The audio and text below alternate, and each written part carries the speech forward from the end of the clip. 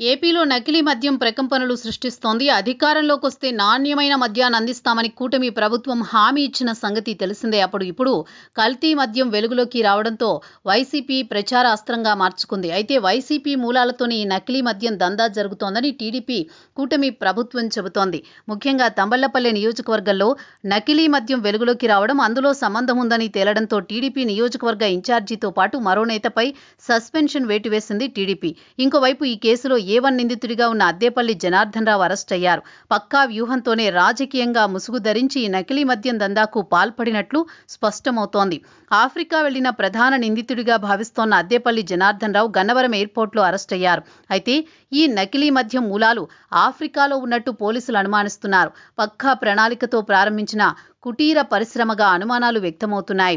ప్రధాన నిందితుడిగా భావిస్తున్న అద్దేపల్లి శ్రీనివాసరావుకు ఎలాంటి అనారోగ్యం లేదని తెలుస్తోంది. వైద్యం కోసం ఆయన దక్షిణాఫ్రికా ఆసుపత్రికి వెళ్లినట్టు వస్తున్న వార్తల్లో నిజం లేనట్టు సమాచారం. ఆఫ్రికా దేశాల్లో రెడ్డీస్ గ్లోబల్ పేరుతో మద్యాన్ని విక్రయించే కంపెనీ ఏర్పాటు చేసినట్టు తెలుస్తోంది. అక్కడ పెద్ద పెద్ద డిస్టిలరీలు ఏర్పాటు చేయలేదు. కుటీర పరిశ్రమగా ఇళ్లలో చీప్ లిక్కర్ తయారు చేసి అమ్మేవారట. కొద్దిగా యంత్ర సామాగ్రి, చిన్న చిన్న డ్రమ్ములతో చీప్ లిక్కర్ తయారు చేసేవారట.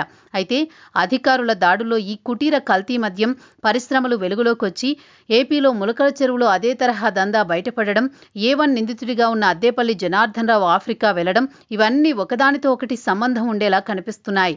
అయితే తంబళ్లపల్లెలో ద్వారకానాథరెడ్డి ఎమ్మెల్యేగా ఉన్నారు. పెద్దిరెడ్డి సోదరుడు. తన సొంత నియోజకవర్గంలో ఓ టీడీపీ నేత ప్రమేయంతో ఇంత దందా జరుగుతున్నా బయట పెట్టకపోవడంతోనే ఈ అనుమానాలు మరింత బలపడుతున్నాయి. వాస్తవానికి ఆఫ్రికాలో మద్యం వ్యాపారాన్ని నిషేధించారు. నకిలీ మద్యంతో ప్రజల ప్రాణాలకు ప్రమాదం ఏర్పడుతుందని అక్కడి ప్రభుత్వాల ద్వారా నిషేధం విధించాయి. దీంతో అక్కడి పరికరాలతో పాటు సామాగ్రిని తీసుకొచ్చి నకిలీ మద్యం చలామణీ చేశారన్న అనుమానాలున్నాయి. అయితే ఈ మొత్తం ఎపిసోడ్లో టీడీపీ నియోజకవర్గ ఇన్ఛార్జి దొరకడం, ప్రతిపక్ష పార్టీ ఎమ్మెల్యే దానిని బయట పెట్టకపోవడం వంటివి అనుమానాలకు మరింత బలం చేకూర్చేలా ఉన్నాయి.